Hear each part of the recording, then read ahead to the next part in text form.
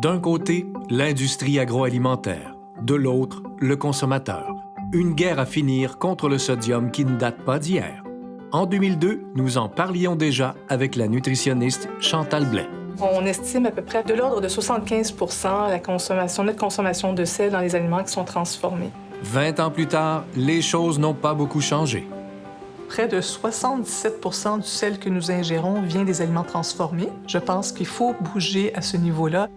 Quand le groupe de travail sur le sodium de Santé Canada a déposé son rapport en 2010, l'intention était de donner 5 ans à l'industrie avec un objectif de réduction de 5 par année sur 5 ans pour qu'en 2016, on arrive à un seuil de consommation maximum moyen dans la population qui soit de 2300 mg, à savoir l'apport maximal tolérable en sodium. C'était ça l'objectif. Selon le rapport déposé par Santé Canada en 2017, les Canadiens consomment en moyenne 2760 mg de sodium par jour.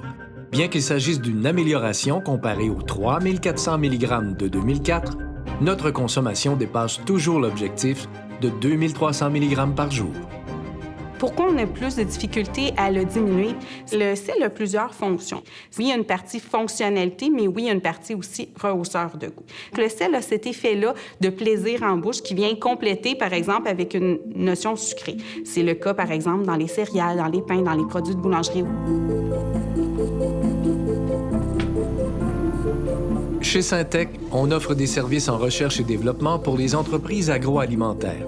L'appréciation du goût salé y est mesurée. Est-ce que dans votre groupe de discussion, les gens sont préoccupés par la teneur en sodium des produits ou pas? Pour ceux qui sont préoccupés par la liste d'ingrédients ou par le tableau de valeur nutritive, majoritairement, c'est autour de la teneur en sodium. Je pense qu'il faut qu'on pousse davantage pour que l'industrie fasse mieux. Il y a des efforts significatifs à faire. Certains pays comme la Finlande et la Grande-Bretagne ont imposé à l'industrie de réduire le sel. Au Canada, le programme reste volontaire. L'industrie a le droit de faire le choix ou de ne pas faire le choix, c'est volontaire. Alors que si c'était quelque chose qui était imposé, je devrais me conformer à cette réglementation-là. Les acteurs de l'industrie agroalimentaire sont de fins stratèges. On dit qu'entre 10 et 20 de réduction du sodium, ça passe sous le radar, puis les papilles gustatives s'en rendent pas trop compte. Donc, il faut qu'on amène l'industrie à faire des changements. Évidemment, eux veulent pas perdre d'argent, donc ils veulent vendre autant leurs produits. La plus grande stratégie que les industriels ont adoptée pour viser une diminution, c'est-à-dire d'y aller progressivement, de valider à chacune des fois, de pas choquer le consommateur, mais d'y aller progressivement, puis de pas le mentionner non plus sur l'emballage, pour pas créer de fausses attentes. Puis après ça, après un certain temps, pouvoir dire, bien, j'ai diminué au bout de 10 ans de 30 mon apport en sel. Beaucoup de produits sont ainsi reformulés au fil du temps. Un exercice difficile parce que le sel change beaucoup les propriétés des aliments, surtout leur saveur, leur texture et leur apparence. Le sel est aussi nécessaire dans l'élaboration de nombreux produits, comme ceux de boulangerie, pâtisserie et fromage.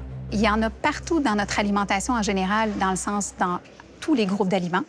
Sucré, salé, peu importe. Et là, je parle essentiellement des aliments transformés. C'est non seulement pas facile de s'en débarrasser, mais on pourra faire un exercice pour voir à quel point le sodium, il y en a vraiment partout. Exemple. Exemple, journée type, du déjeuner au souper avec des aliments transformés, tout simple. Muffin, café glacé au déjeuner. Au dîner, une salade de thon, un jus de légumes, un petit yogourt et une galette à l'avoine. Collation de petits bâtonnets de sésame. On pourrait prendre des crudités avec la trempette. Et au souper. Pâte farcie, sauce tomate, salade, vinaigrette. Et tout ça pour un total de milligrammes de sodium de... 3747. Ouch. Puis on devrait être à Ouch. 2300. J'ai pas mis de croustille, j'ai pas mis de dessert. C'est ça. C'est une belle démonstration. C'est juste pour montrer à quel point, avec les aliments transformés, ça monte très, très vite. Donc, si on ne consomme que ça dans une journée, c'est impossible d'y arriver. Impossible aussi si vous mangez trop souvent au resto. Un seul repas au restaurant fournit environ 2300 mg. Donc, vous êtes à 100 de votre apport en sodium. C'est certain qu'au restaurant, c'est très difficile de manger moins salé, même si on fait des choix santé. Le sodium est essentiel à plusieurs fonctions vitales. Cependant, on en consomme souvent beaucoup plus que ce dont le corps a besoin. C'est ce qui cause des problèmes. L'hypertension est un facteur de risque important à gérer. Alors, on sait qu'environ 13 des maladies chroniques cardiovasculaires sont attribuées à un apport excessif en sel. Après 20 ans de discussion sur le sujet, voici encore quelques trucs pour nous aider à combattre le sodium. Pour le sodium, il y a des écarts significatifs d'une marque à l'autre. Alors, ça vaut la peine, plutôt que de rejeter l'aliment au complet, de jeter un œil à ses voisins de tablette et de voir quel autre produit similaire nous est proposé qui répondrait tout autant à nos goûts et qui est moins salé. Sachez que selon les experts, en seulement quelques semaines, on peut aussi se déprogrammer du goût salé. Il est possible pour un consommateur là, de voir une évolution au niveau de sa perception du goût salé et d'avoir une plus grande acceptabilité aux produits réduits en sel après 4 à 6 semaines.